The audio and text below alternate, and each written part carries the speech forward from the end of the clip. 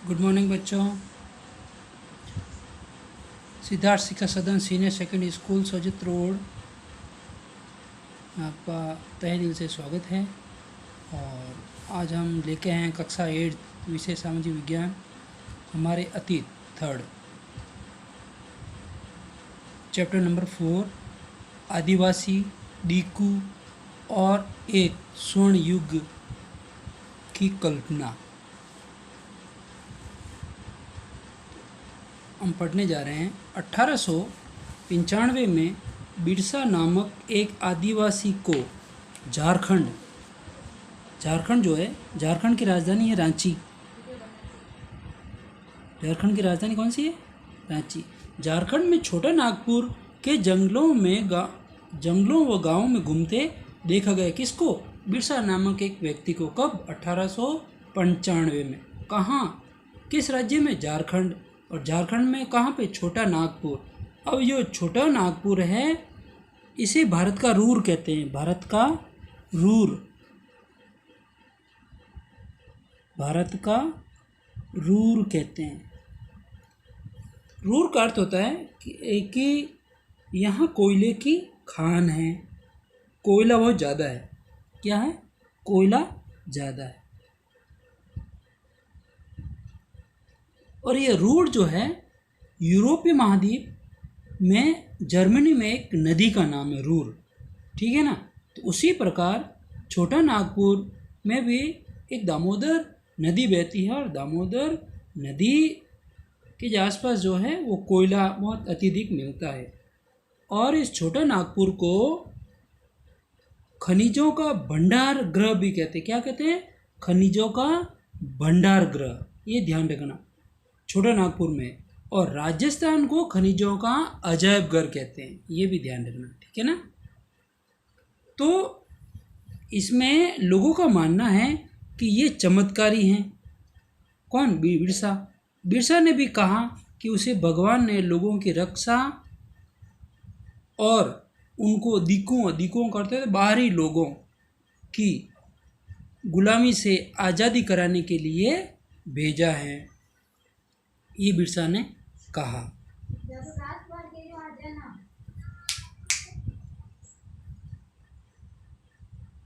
बिरसा का जन्म देखिए। बिरसा का जन्म एक मुंडा परिवार में हुआ। किस परिवार में? मुंडा परिवार में। तो इनका नाम हो गया बिरसा मुंडा। ठीक है ना? तो मुंडा एक जनजातीय समूह है। मुंडा क्या है? एक जनजातीय समूह है जो छोटा नागपुर में रहती है। छोटा नागपुर का है? झारखंड में। ठीक है ना? और छोटा नागपुर को भारत का रूर कहते हैं। बिरसा के समर्थकों में इलाके के दूसरे आदिवासी भी थे। और दूसरे आदिवासी कौन थे? एक तो था संथाल और एक थे उराव। ये आदिवासी भी शामिल थे इसमें। अंग्रेज शासन के कारण पैदा हुई समस्याओं से बेचैन थे। उनकी परिचित जीवन पद्धति नष्ट होती दिखाई दे रही थी, और आजीविका, धर्म छिन्न भिन्न हो रहे थे, अलग थलग हो रहे थे।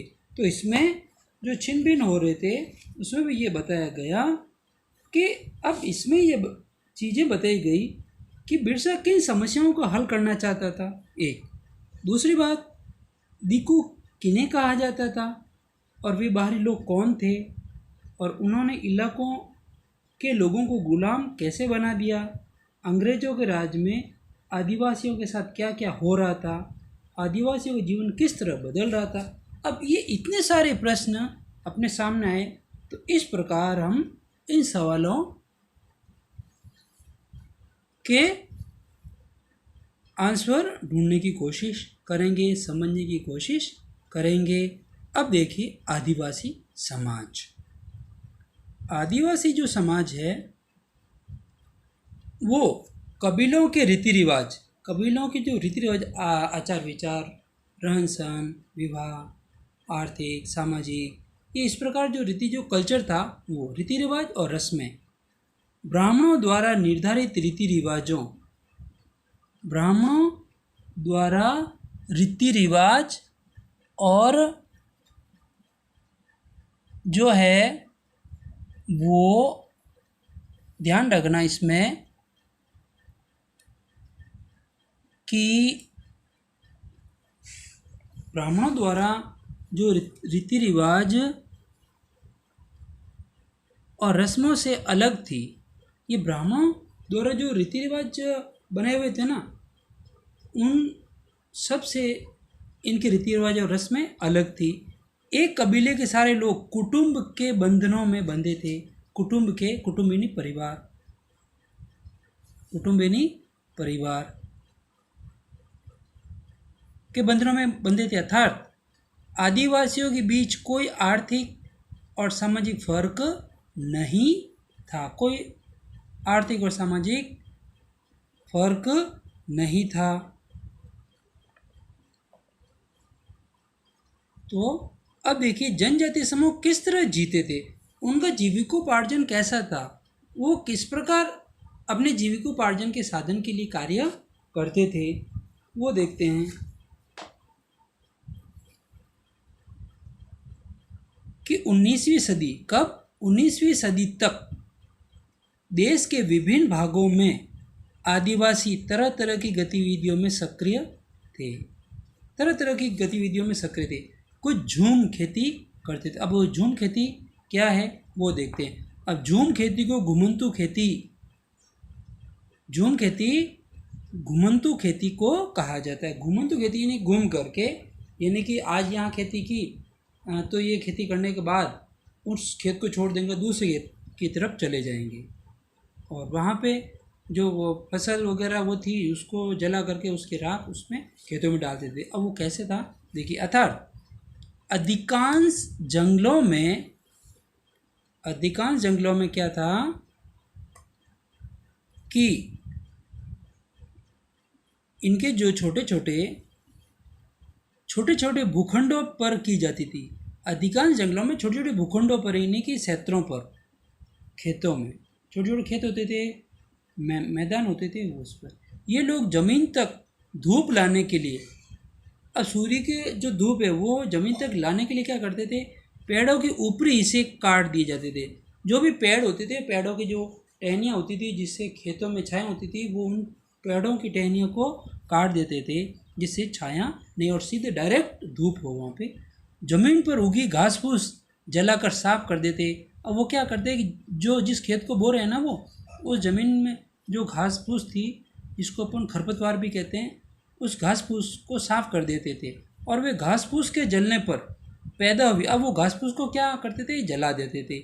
जला कर क्या करते, जो राख को खाली ज़मीन पर छिड़क देते थे और जो घास फूस को साफ किया, फिर उसको जलाया और जो राख हुई जल करके उस राख को उस ज़मीन में छिड़क देते थे। अब उस राख का भी एक लॉजिक था, एक वैज्ञानिक तथ्य था कि वो क्यों करते थे। इस राख में क्या था, पोटास होती थी।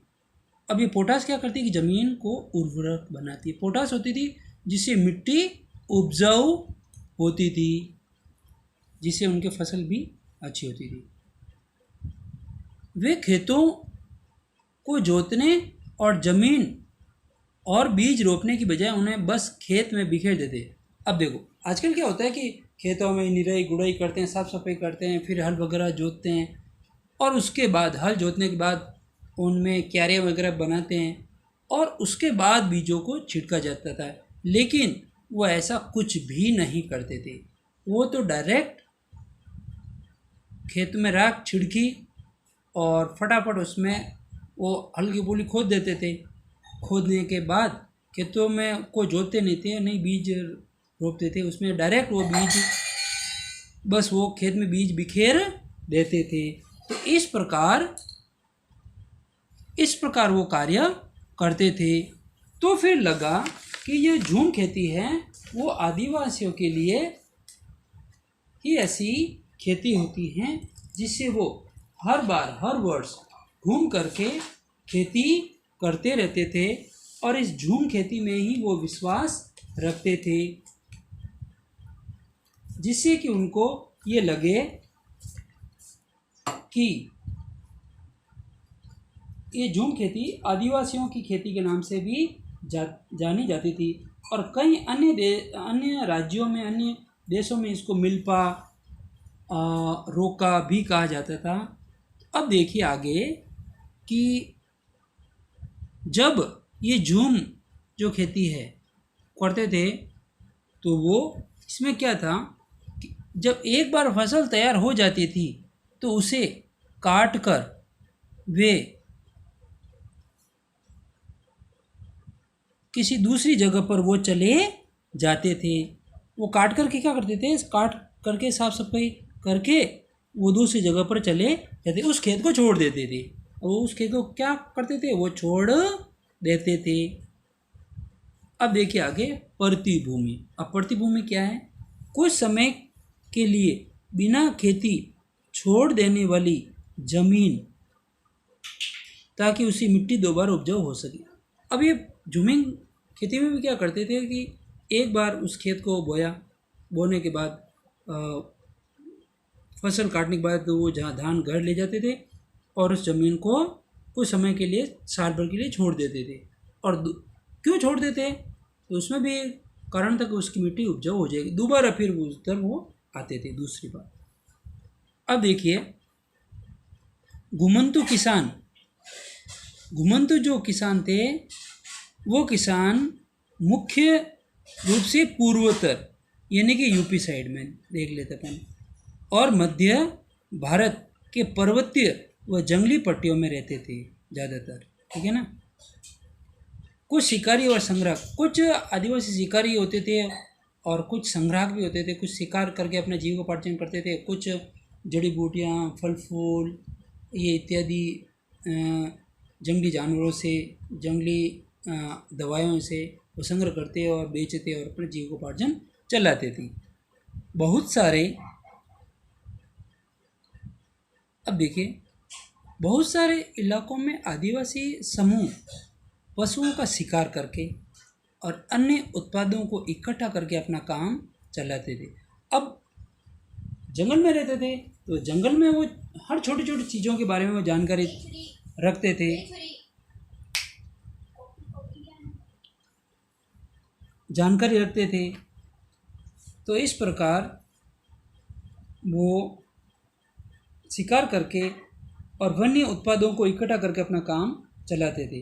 वे जंगलों को अपनी ज़िंदगी के लिए बहुत ज़रूरी मानते थे, बहुत ज़रूरी मानते थे। जंगल मतलब एक बात है,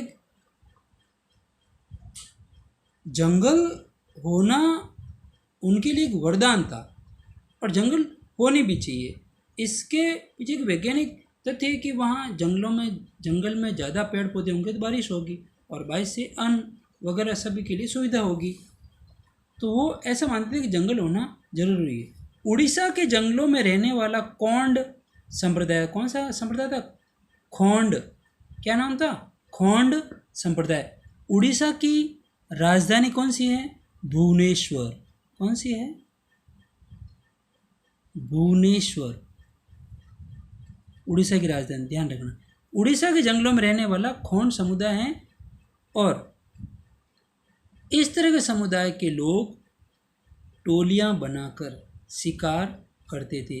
और वो क्या करते, शिकार के लिए भी बड़े बड़े दल बनाते थे और बड़े दल बना करके शिकार, कोई अगर शिकार मिल जाता है उसका शिकार करते थे। अब टोली चारों तरफ से उस शिकार को घेर देती थी तो कहीं नहीं भाग सकता था और वो आसानी से अपना शिकार कर देते।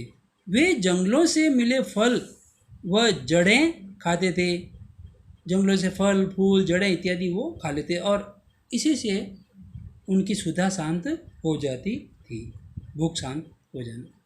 खाना पकाने के लिए वे साल व महुआ के बीजों का तेल इस्तेमाल करते। अब जब खाना बनते तो पानी से बनेगा नहीं, तो वो क्या करते हैं कि साल और महुआ के बीज, अब साल क्या एक पेड़ का नाम है, ठीक है, और महुआ के बीजों का तेल इस्तेमाल करते। अब महुआ क्या है, एक फूल जिसे खाया जाता है या शराब बनाने के लिए इसका इस्तेमाल किया जाता है। महुआ, महुआ क्या है, एक फूल है, ठीक है ना, इसे खाया भी जाता है और इसके जो बीज होते हैं वो तेल के लिए इस्तेमाल किए जाते हैं। और जो शराब, इसको शराब बनाने के लिए भी इनके बीजों का इस्तेमाल किया जाता है। किसका? महुआ का। ध्यान रखना। अब देखिए आगे। अब जो है ये इस्तेमाल करते थे और इलाज के लिए बहुत सारी जंगली जड़ी बूटियों का इस्तेमाल करते थे। अब जो है इलाज के लिए वे जंगली जड़ी बूटियों का भी बहुत ज़्यादा इस्तेमाल करते हैं। मान लो कोई कि अब जंगल में कहाँ से डॉक्टर वगैरह आएंगे, तो वो इलाज के लिए, क्योंकि वो तो आयुर्वेदिक हर छोटे से छोटे पौधे और घास फूस के लिए वो जानते थे कि किस बीमारी में किसका इलाज, कौन सी जड़ी बूटी काम करेगी, तो वो जड़ी बूटियों के बारे में भी जानते थे। इस प्रकार वो हर जंगल की जड़ी बूटियों का भी इस्तेमाल करते थे। जंगलों से इकट्ठा हुई चीज़ों को स्थानीय बुनकर मतलब होता है कपड़े बनाने वाले। कपड़े बनाने वालों को क्या कहते हैं? बुनकर कहते हैं, है ना। जो उद्योग, हाथ करघा उद्योग, लघु उद्योग, जो छोटे छोटे उद्योग में कार्य करते हैं और अपने घरों में भी वो मशीनें लगी हुई थी, हाथ करघा, जो आपको पता है ना, गांधी जी भी जो कपड़ा बुनते थे या धागे निकालते थे, एक अब भी आप देखते हो ना निशान, ये मान नरेगा का एक चिन्ह देखा होगा आपने, अखबारों में अक्सर ये आता है, हाथ करघा, जो हाथ से ऐसे ही करते हैं, है ना। जंगलों से इकट्ठा हुई चीज़ों को स्थानीय बुनकरों और चमड़ा कारीगरों को कपड़े व चमड़े की रंगाई के लिए कुसुम और पलाश के फूलों की ज़रूरत होती है। अब कुसुम और पलाश के जो फूल होते हैं इसको टेसू भी कहते हैं, टेसू का फूल, है ना। कुसुम और पलाश के जो फूल होते हैं उनमें सुगंध नहीं होती है और इन फूलों की ज़रूरत होती थी, तो वे खोंड समुदाय के लोगों से कहते थे कि स्थानीय बुनकर जो कपड़ों को और चमड़ों को रंगाई के लिए करते थे ना। अब टेसू के जो फूल होते हैं वो पलाश को टेसू का फूल भी कहते हैं और इसमें बिल्कुल भी सुगंध नहीं होती है। दिखाई ये बहुत सुंदर देता है लेकिन इसमें बिल्कुल भी सुगंध नहीं होती है और ये वेस्ट बंगाल की तरफ ये बहुत ज़्यादा मिल जाते हैं और ये ज़्यादातर येलो और रेड कलर में होते हैं और इसका इन फूलों का ज़्यादातर उपयोग होली के कलर वगैरह बनाने में काम आते हैं, क्योंकि जो होली का जो कलर है वो अगर दूसरे जो कलर उसमें केमिकल बहुत ज़्यादा होता है, तो केमिकल के कारण ये पलाश के फूल उपयोग में लिए जाते हैं जिससे कि कोई भी शरीर पर भी नुकसान नहीं होता, स्किन को भी कोई प्रॉब्लम नहीं होती है। इन फूलों का उपयोग बुनकर जो लोग हैं, स्थानीय बुनकर हैं, इन फूलों की जब ज़रूरत होती है तो वो कौन से समुदाय के, आदिवासी के कौन से समुदाय से संपर्क करते हैं? खोंड समुदाय के। अब खोंड समुदाय किस राज्य में? ज़्यादा उड़ीसा में है ना। और उड़ीसा में ये लोग रहते हैं और उनका जीविकोपार्जन के साधन भी कई होते हैं। और अब आपको ध्यान रखना है कि वीडियो को अच्छी तरह से सुनना है, समझना है और ढंग से इसको अच्छी तरह से कार्य भी करना है, जिससे कि